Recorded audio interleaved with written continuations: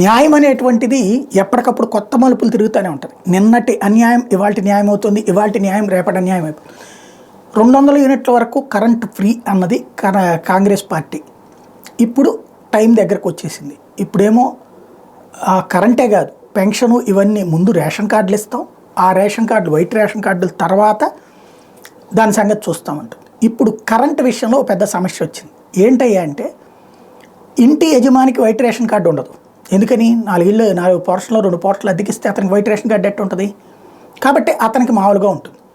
మరి అద్దెకున్నటువంటి వాడేం పేదోడు, ఇతనికి వైట్ రేషన్ కార్డు ఉంటుంది, ఇతనికి సబ్ మీటర్ ఉంటుంది, లేదా సపరేట్ మీటర్ పెట్టినా ఇంటి యజమాని అతను అయ్యి ఉంటాడు, ఇతను అద్దెవాడే అయ్యి ఉంటాడు.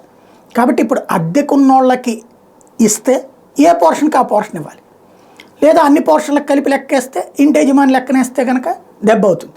కాబట్టి ఇప్పుడు న్యాయం చెప్పాల్సింది, ఇంటి యజమానికి సబ్సిడీ ఇస్తారా, ఇంట్లో ఉన్న పోర్షన్లో వాళ్ళందరికీ ఇస్తారా? ఇది ఇప్పుడు రేవంత్ ముందున్న పరీక్ష.